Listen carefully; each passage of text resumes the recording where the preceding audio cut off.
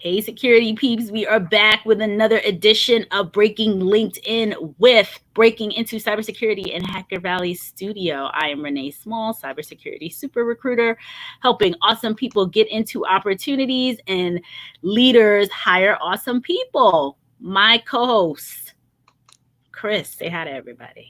Hey, everyone. Short and sweet. He's always short and sweet. We got all our Chris's here today. Hacker Valley Chris, go for it. Hey, I'm here, everybody. Chris Cochran, Hacker Valley Studio. Another beautiful day, another beautiful Friday. Glad to be here. Awesome. And Ron, who holds it down every week, regardless. Every week. I'm glad to have both Chris's here by my side. But for anyone that doesn't know me, Ron Eddings from the Hacker Valley Studio, co-host by night, security architect by day. Awesome. So what's our topic for today? I had so much good discussions yesterday. There's been so many things happening. You got the Twitter stuff, you got Microsoft stuff, you got job description stuff. Oh man, so many things to talk about. We need to put it in the hat and just pick it out. Maybe the first comment will tell us which one. George wants to know what you're holding down.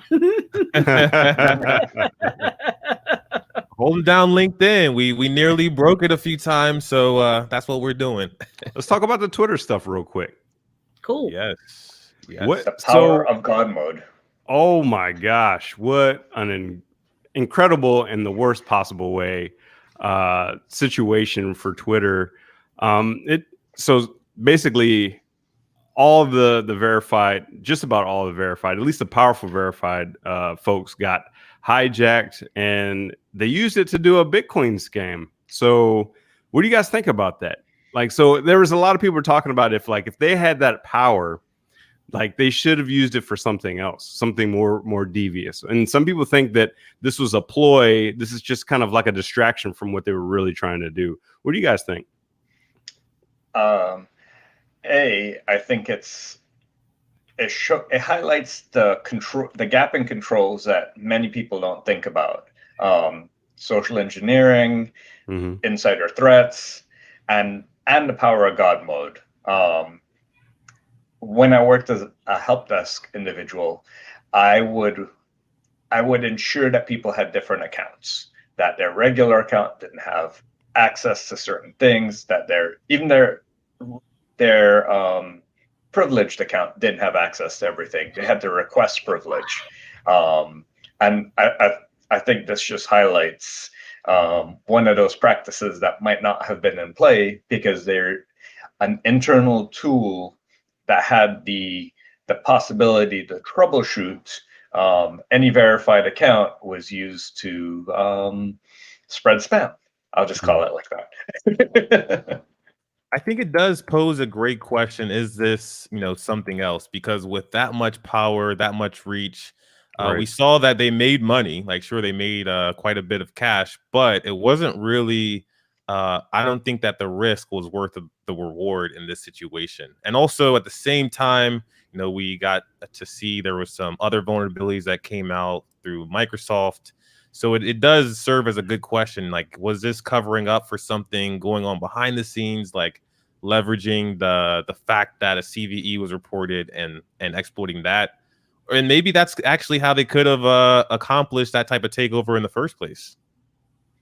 I was reading some of the comments on Twitter, and it's funny because some the AppSec people there were like, it could be that it's a distraction for something else, something bigger, or something more devious, or it could be that this is what they found and this was like quick and dirty and easy, and it's kind of funny because some of the AppSec folks were saying, oh, you'd be surprised, like some of the things that we find, and people, there's these vulnerabilities and they go into one account or they do one thing. Like it's not always a big, huge, I guess they don't always have a master plan. So that was interesting. I was reading about some of the folks, reading some of the comments afterwards. My 2 cents is that it's a script kiddie that had a half-hatched plan of a get-rich-quick scheme, and they knew it wouldn't be long-lived, with a company like Twitter that's Right. that public, and they just wanted to get in, get what they could, and get out. Yeah, I think I would have loved to have been a fly on the wall during that incident response at Twitter. I'm sure it was, you know, devastating. Everybody was hands on deck, I'm sure. And I hate it for him, because that's such a visible problem, you know, across the board. Because now not only do you have everybody on Twitter that knows about it, but then I'm sure all the media outlets grabbed it like super quick. But yeah, I'm glad everything's handled now. At least it seems to be. Well, you couldn't tweet for a while. You couldn't reset your password. And I love this comment right here. Those that couldn't tweet for several hours had the opportunity to get some real work done. That is true. But I think it has several lessons to be learned there. A, from the user perspective, like, it's social engineering. The scheme is too good to be true. It's coming from an unlikely source. It's asking for something that's highly unlikely. There's a time pressure of 30 minutes to get it done. And like, those are all the flags that this is a scam. Right. This should definitely raise awareness of the types of techniques used to social engineer people. Because these types of scams have been coming in via email all the time, but now you just have a more public medium that's broadcasting it. So I think it's a great lesson to be learned across the board. Yeah, and when you look, oh, sorry, go ahead. I was gonna say, when you look at it, it is kind of a classic phishing. You know, someone's account gets taken over, then you share it with everyone in your address book. And allegedly, one news outlet reported that somebody put in $40,000 in Bitcoin into this. Wow. Yeah. I think as a 9 p.m. that night Eastern time, the amount racked up in one of the accounts was like $100K. I think overall they might not have come away with that much more because it was so short-lived. But I mean, for a script kiddie, if they bought that vulnerability for a low-level contractor for 5K, 10K to get that privilege, I mean, they made their money and more. Did anyone do a timeline analysis to see if all the tweets went on at the exact same time or anything like that? Krebs had something, but I didn't get to I read, like, you know how long his blogs are, so I didn't get all the way to the bottom yet. But he was talking, he's like screenshotted and showed, you know, the different ones. So I'm not sure if they all went out at the same time. Yeah. George Blog has a couple good comments in here. George is saying, because people were not tweeting, our employees were able to use all 10 digits to get work done.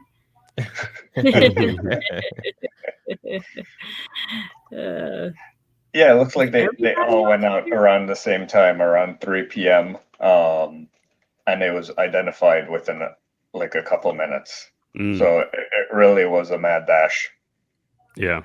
I would love to hear, you know, you guys, we all work in cybersecurity. I would love to hear, what kind of minds would you employ to get to the bottom of this type of attack? What kind of diversity and skill and people would you want on your side if you were head of security at Twitter?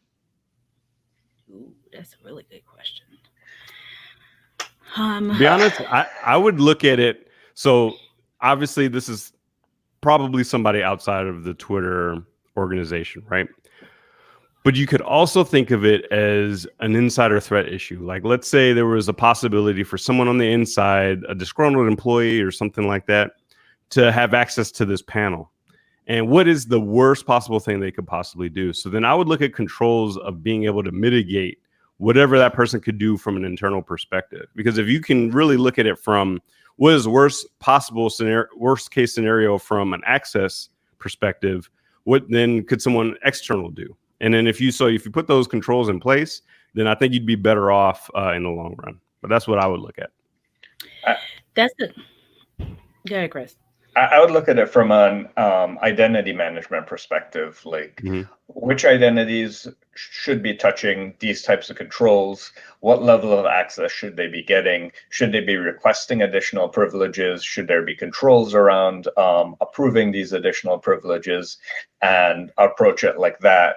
And I think all too often, companies that have grown up with such powerful tools, it's just easier for them to give God mode to everyone than to sit down and to think about the identity life cycle of what's needed for privileged access management, and that'll be their downfall. Yeah, and also the third parties that companies that allow social logins use, like they use OAuth 2 to allow others to kind of impersonate a certain user, read messages, post on their behalf. So I would also like, for me, and looking at security, I would also take a look at those types of things. I'd want someone on my side that really understands that. Like, was this done from the person's account through impersonation through a third party, or was it done through the actual account itself? Yeah, that's a really good point, which goes back to kind of insider threat, because insiders, third party is technically, an approved quote insider, Right. And then what I was reading earlier, again with Krebs, he was talking about SIM swapping. So it does seem that it was definitely closer to the insider threat piece where, it's an increasingly rampant form, for people that don't know, of crime that involves bribing, hacking, or coercing employees at mobile phone and social media companies into providing access to a target's account.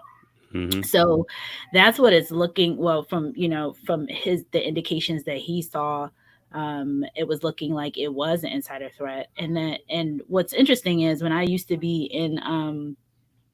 inside cybersecurity, in a security department, versus in like an HR department, and one of my responsibilities was providing these threat briefs to the CISO.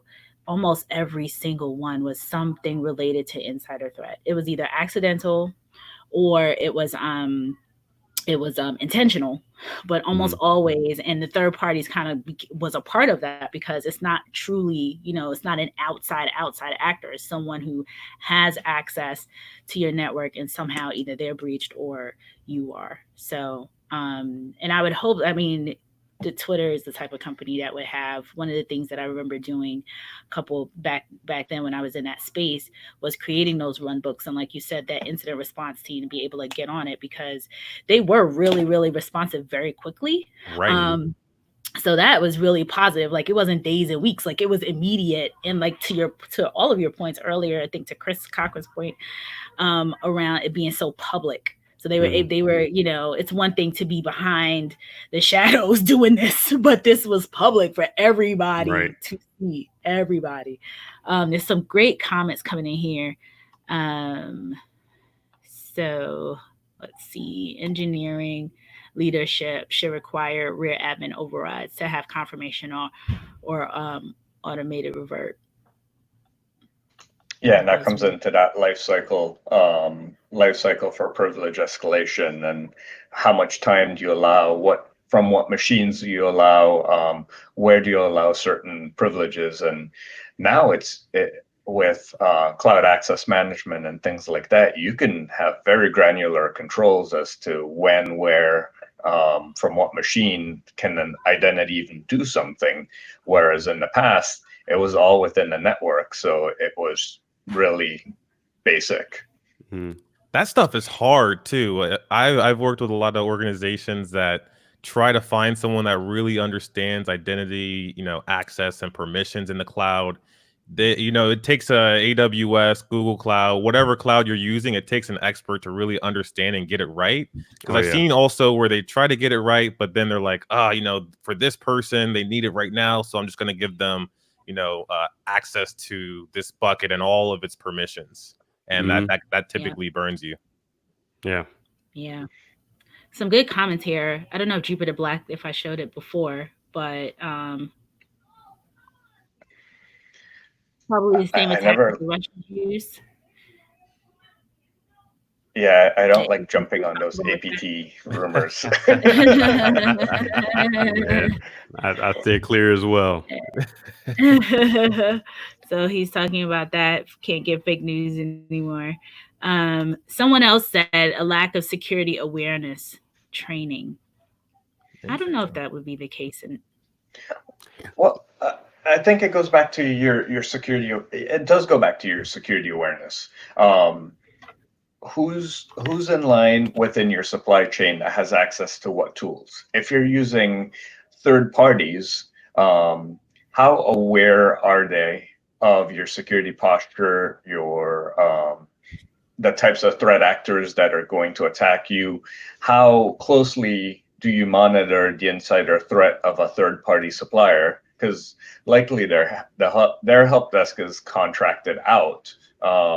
So how do you control the security awareness of those contractors? Is it held to your same standard? Like, do you monitor that? Do you check in on that? Like, those are important questions to think about when you think of the overall security awareness of your organization, because the supply chain might be the one that comes back and bites you.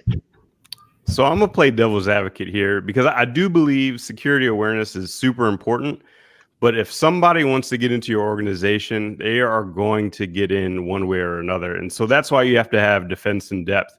So that knowledge, that awareness is important, but you have to have secondary and tertiary controls that can prevent that damage from going further than what it does at the inset of the actual attack.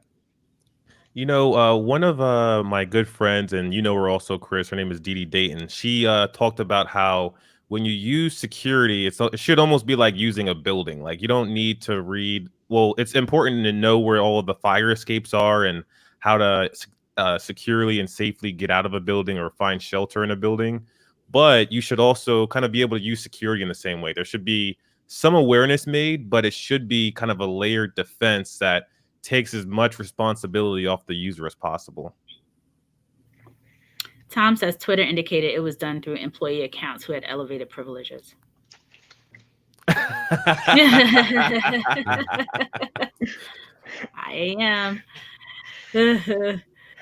George says his team is made up of CH people who love to hack things.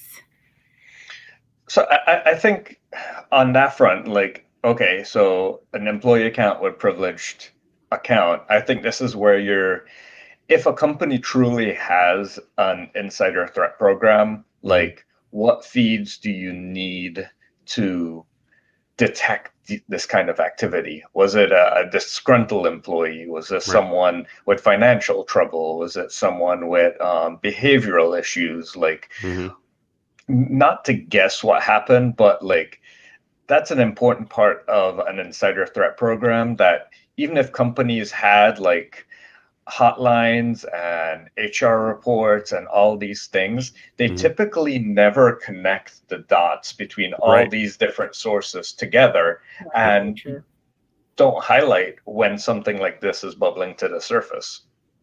And that's the hard part. Yeah, go ahead, Renee. A lot of the programs are just immature.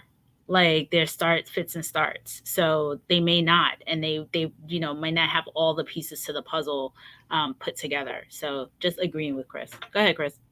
Oh no, I was just going to say, yeah, I mean, bringing all of those data points together is super difficult. That's why organizations are starting entire insider threat programs, because you have to pull this data from different places, because you're half HR, you're half IT, you're half security. All these places have data, and you have to get it together to kind of paint that picture as to what is the potential insider threat issue that we have. Yeah, and when you look at kind of that same thing and asking your own data questions, it's very difficult. Like, I've worked with and been in the position where I'm saying, all right, are these two things related based off of X? It's like, nope. Or is it based off of Y? Nope. And then you have to kind of keep walking that dog until you're able to kind of get to how two things are related. It's a little unfortunate that we don't have more and better tools to just be able to ask the data question, how are these two things related, without being specific on like another axis. George said, Chris is right. This is why we have controls on employees in and out of the country. This is why I put ankle bracelets on my employees that work in the team. I'm sorry for his employees. Yeah. He does have the ankle bracelets hanging out. I think this is Gina. Somebody said, should I feel bad that I feel so impressed by both the attack and the response? Absolutely. Right. Yeah. Absolutely. I mean, Right. as part of the post-mortem, you have to think about the ingenuity of the attack chain that went there so that you could better understand the tactics that real-world adversaries are using and then how to better defend against that. Mhm. Yeah. Right. So Tom says, nope, it was a sophisticated attack. I hate that word. You hate the word sophisticated? Yeah, because every time there's an attack, it's always sophisticated. But when you look at it, it was a simple phishing attack that got their creds, and then now they got access. Like, Right. not everything is really sophisticated. I mean, it might be to those that don't understand, but is it really? True. So Chris Sant says, I feel like this attack could have been 100 times worse. Mhm. Short sell stock market, fake an Apple breach, get the other accounts to comment on the fake breach, stock market bonanza. True. Or even like, okay, who has a verified account in this country that can really make some massive changes? You attack that account, and that will literally cause the stock market to crash. Yeah, it could have been devastating. Devastating. Yeah, really could have.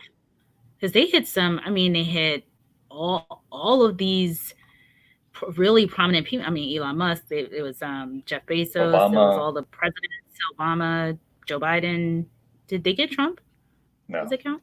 That's the one account that supposedly had extra. that I read. They were like, this is taking it a little too far. No, I think they had actually special controls over that account from what I was reading, that this tool could access all of the verified accounts except that one. Interesting. So I think there's a special control around that one. Yeah. For good reason. Okay, how often should security awareness training be given in a company? And is it hard to get approval to get job rotational duties from management? I would say all the time. Use any opportunity of something happening as an opportunity for security awareness. Like Chris Roberts has a whole list of security awareness topics for the year, whether it's March Madness, Valentine's, Easter, tax day. Like there's so many opportunities throughout the year to use one of those types of events as part of your awareness campaign, or you use stuff that's happening in the news. Use a Twitter event as a way to promote awareness for social engineering and phishing campaigns. Use any opportunity that you can. I would go the opposite. Only 1 hour every year is when we should do.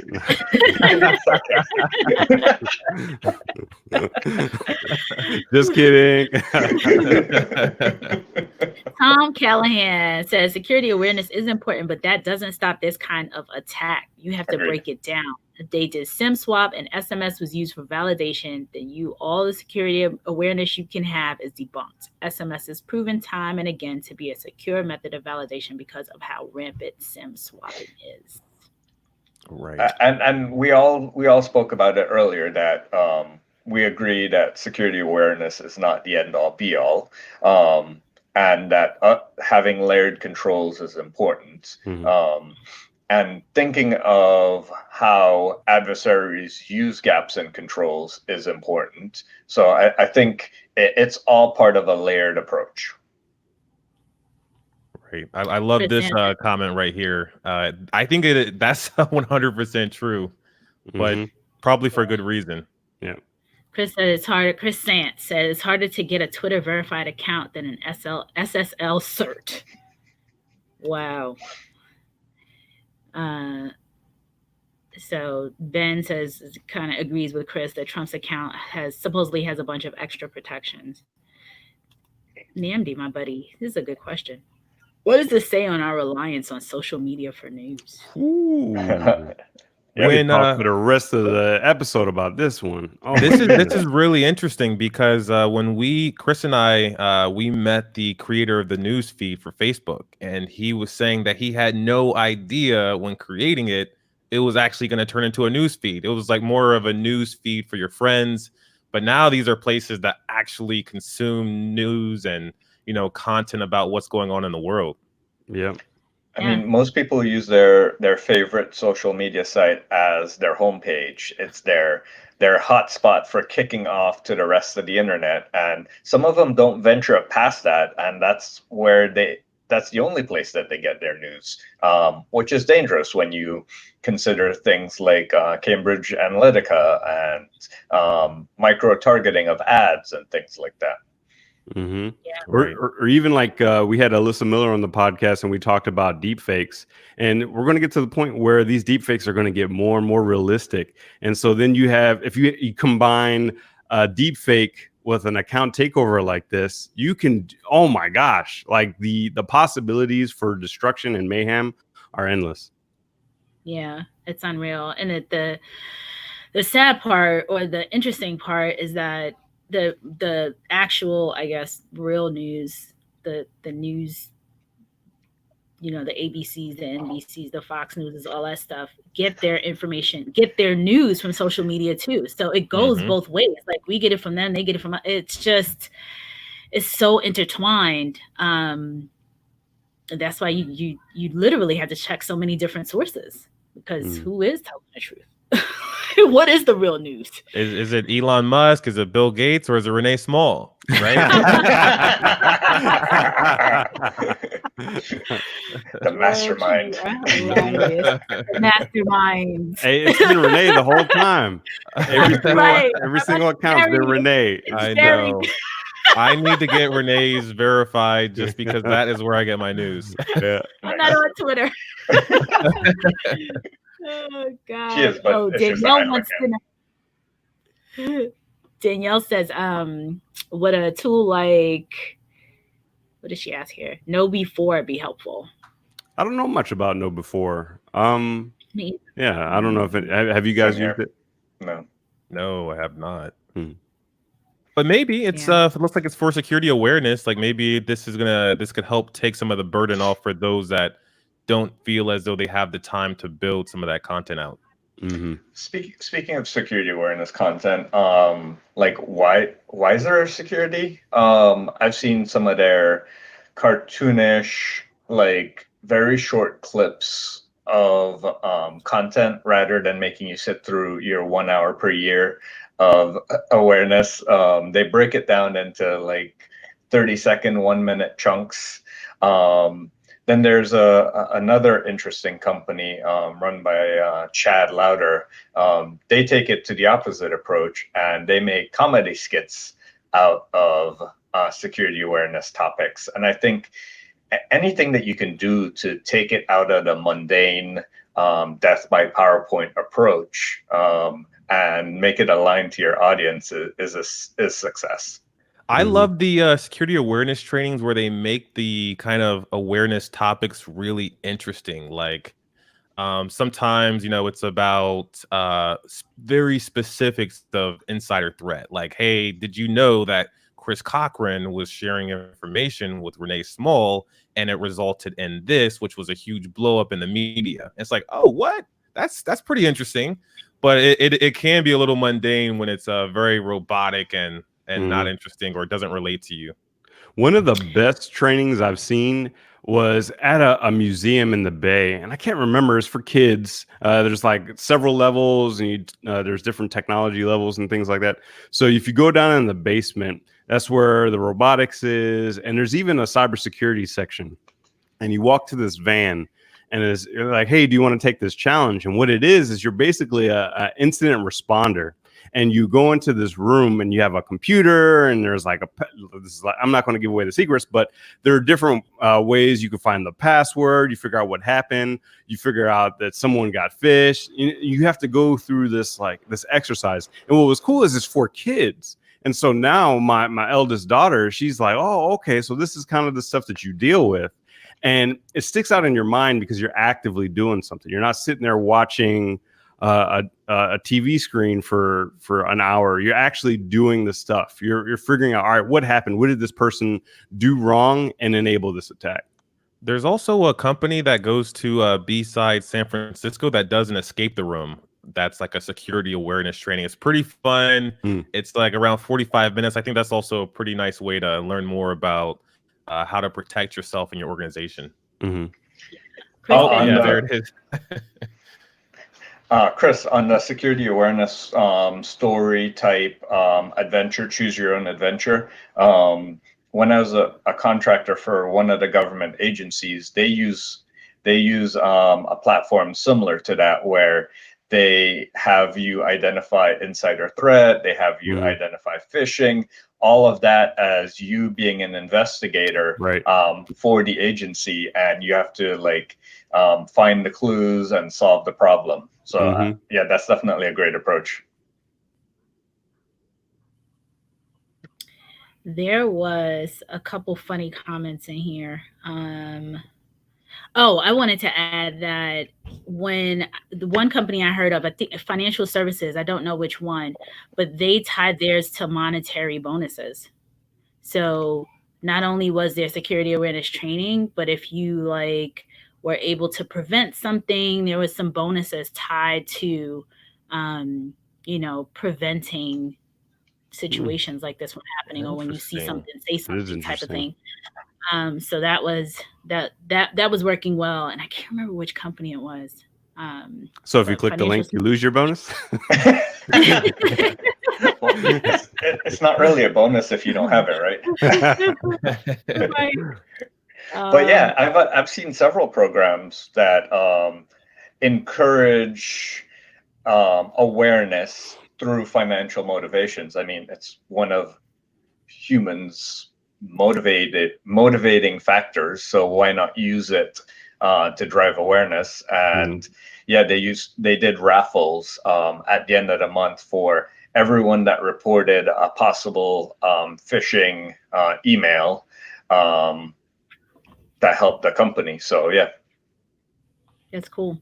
So George says, I watched several places for my news: Harrods, BBC, News from Spain. So all over. Sounds like a lot of work. Jupiter says, I think the hard part is complacency in a company. It's harder to fight rather than be proactive, which negates security awareness training. So just a lot of comments around the training. Tom Callahan has some really great comments. I think at the end of the day, assuming the access to the admin interfaces, which screenshots have been posted about, occur from a remote location, Twitter needs to lock down how and where you can access these resources from. Along with every other organization, multiple levels of access restrictions should be in place, not just a username, password, MFA. Exactly agree. And that's what some of the things we mentioned earlier, like when, where, what time, what machine. Are you on a mobile device? Are you on a Wi-Fi connection at a Starbucks? There's so many controls that you can add in now to provide that granular access. Some of the companies that I've worked for have helped implement programs where if you're coming from a known hotspot, like a Starbucks or something like that, you'll get view access, but you won't be able to make any privilege changes. Whereas you'd have to wait till you either get back on company VPN or company campus before you can make any privilege changes. Right. Yeah, I've seen that a lot, especially when it comes to accessing source code and whatnot. Like you have to be coming from a specific location. I think that's great. I know a lot of people say VPN is dead and dying a slow death, but I do think that there's still use cases for it. What would replace VPN?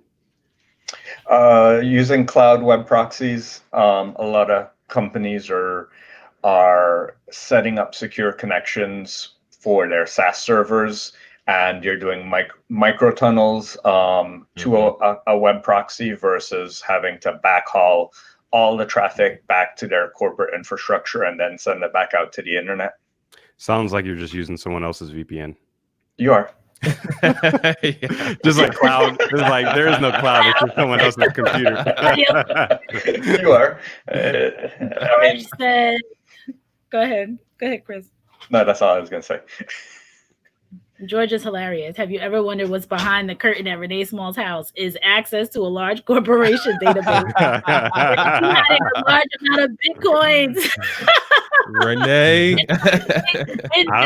It's looking kind of shiny behind that curtain, so there might be a lot of Bitcoins. What's going on back there? She's Scrooge McDucking it back there, you know. Wait, is Bitcoin physical? Do you guys remember that? Do you remember there was the physical Bitcoin? Oh man, I wanted one so bad, but I feel like it got shut down like immediately after I found out about it. And so I'm sure there's some out there. I wonder who's got them all. It's hilarious. The curtain is glowing. It is. Sunshine. It's just one big window. Next time I'll have the window wide open so you can see. She's a vampire. God. She doesn't like the light. Elisha says, but when you lock down admin portals like that, you lose accessibility of a very active platform. Well, that's where you sit down and you think about your use cases. Who really needs to access what? Bastions can replace VPN. What do you guys think?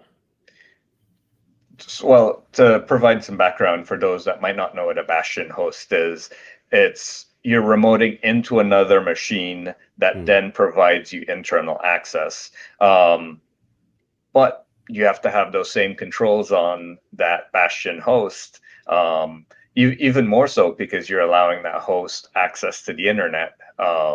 It becomes something that needs to be truly hardened. Right. And then you have to also maintain and, put a lot of kind of protection in place for who can access the Bastion host and also who's accessing the Bastion host that's accessing this other resource. It's like a lot of tracking that you have to do. I think you have to have a pretty skilled team to get that right. Yep. Because Bastion host is on the outside of the network. And it's got to be a tough machine in order to stand up to this to the weathers of the open internet. People have jokes about my curtains. So next time, curtains will be. I'm gonna get a green screen with a lot of money in there. Ben says cell phone hotspots for only the work machine, single IP addresses for allow listing and authentication might work. But cell phones don't have a single IP address. They're dynamic. Depending on which cellular network you're on, you can switch IP addresses rather quickly. So you'd have to think about that approach. What can we do to secure ourselves? Exactly. This is a hot topic. There's Bitcoin watches. It's a lot going on. Yep, the Scrooge one. Oh man, this guy's funny. George, we got to bring you back on, but we'll just be laughing the whole time. Yeah. So yeah, folks. I mean, we've been at it for almost 40 minutes talking about Twitter. Do you want to jump into? Do we have time to talk about Microsoft? I mean, I guess we could not talk about job descriptions today. Well, so here, think about it this way. I mean, the Twitter is just an example of a vulnerability. It was the human layer that was vulnerable. Now you have Microsoft that has other vulnerabilities in DNS. And for those that work in the network space, it's always DNS. But that's an inside joke. But no, I mean, when you approach the security posture of your organization, think of it from several ways. A, from a threat actor. What would they do to get into your organization? Then from a defender, what do you need to do to defend against that? And then from a user, what functionality do they need to do their business? And if you thinking as a defender will restrict too much their ability to conduct business or inhibit the business from functioning, you might have to accept some of the risks that a threat actor could come in because you need that business to function. So now you need to decide, is the possibility of a threat actor coming in via this way outweigh the risk of the business losing this functionality? And that's a risk decision that the business needs to make. Mm-hmm. Right. And you can walk it the other way. What are your critical assets? Like, what are the things that your company needs to survive? What are the most critical data points that your company is maintaining? And then what is the data around that? What are the logs that you can actually look at around that? How do you analyze those logs? How do you build detection logic over those logs? And then from then you be able to identify those breaches and attacks when they happen. Right. And that could also be why Twitter was able to shut down the attack so quickly, just because maybe they identified their key resources. They knew, all right, security is always a function. It's part of the business, and we need to identify what's the risk, what is the impact, and how do we remediate and resolve that impact if it occurs. Yeah.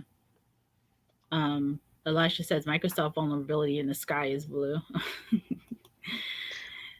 Microsoft all day. It'd take years. It would, and it took years to find this one too. 17. Oh my goodness. Ton of questions. So I think Jupiter Black has a question here for you folks. How often should we run practice drills with a company CERT team or replicate various attacks to keep them on their toes? So tabletop exercises. All the time. Oh yeah, as much as you can, but do it in a targeted manner. Like, don't just pull attacks from out of the blue, attacking something.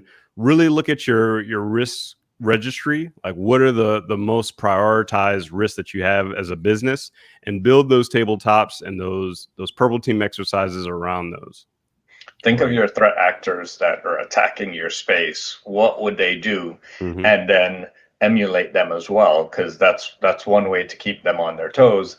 And I would say it depends on the company and if they really have a CERT team, because most of the time it's just an incident response team of a banded number of individuals from across the organization, and maybe they can't resist doing it all the time, but they should at least do it twice a year, I think, at a minimum twice a year, and then do a really in-depth post-mortem after that to identify what went well, what didn't go well, how can the run books be improved, and what could be done to improve their overall posture.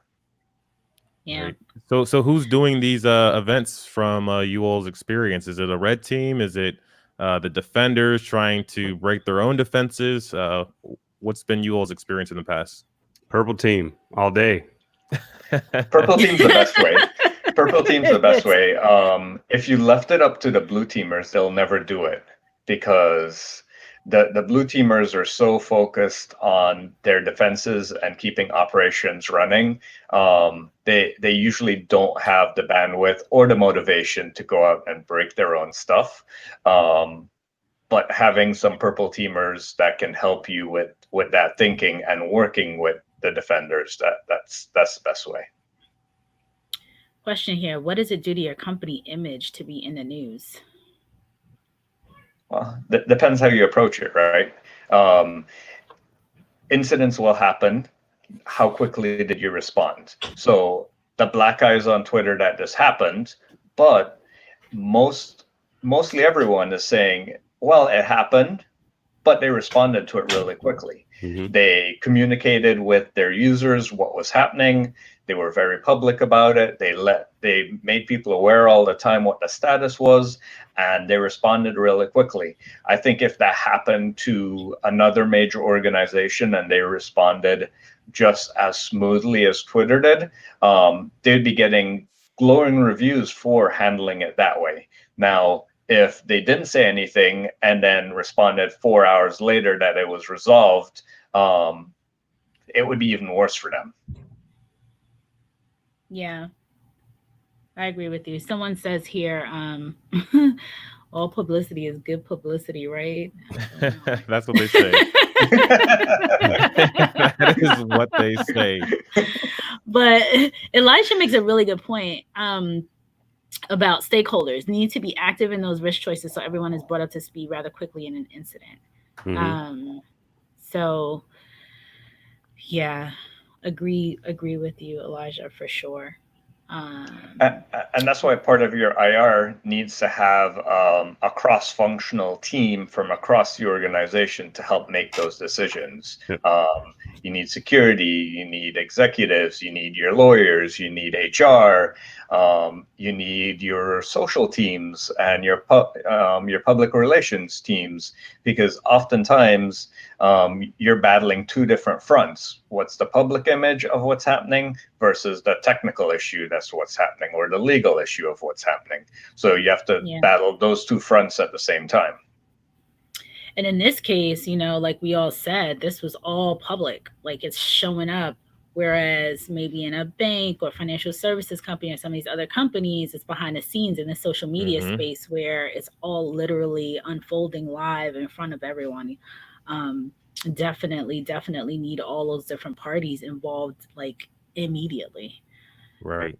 With a bank, you might not find out for weeks, maybe months, that you've been exposed, and your friends and family members have also been exposed. Right. Exactly. They have a longer period of time to get the statement together. But yesterday it had to be like boom, boom, boom as soon as everything came out. All right, folks. Well, we are at the 45-minute mark. Any final remarks before we jump? Because other stuff is coming in here around college, students and internships. We can talk about jobs and stuff next week. Yeah. Let's do it. Yeah. My closing thought for this week is do IR responses from a holistic approach across the company. Do it often. Involve all your stakeholders. My closing remark this week is stay up to date. There's a lot of things breaking out and, a lot of shaking up in the news. There's a lot that we can learn from it and just grow from. So I would say stay up to date. I would say cybersecurity is real. I feel like, I'm not saying this about Twitter or anything like that, but just as a population, we get complacent. And so whenever things like this happen, it wakes everybody up. So I would say stay woke. That's an awesome one. And I would add I think it's a really good opportunity for people who don't know anything about the industry to get in or to look at the industry. My babysitter this morning was like, wait a minute, that stuff that happened with Twitter. And I was explaining, those are the people who I hire to help, combat this. So we had this long discussion, which we typically don't have. And it's hilarious. My mom is the same way. She's like, wait a minute.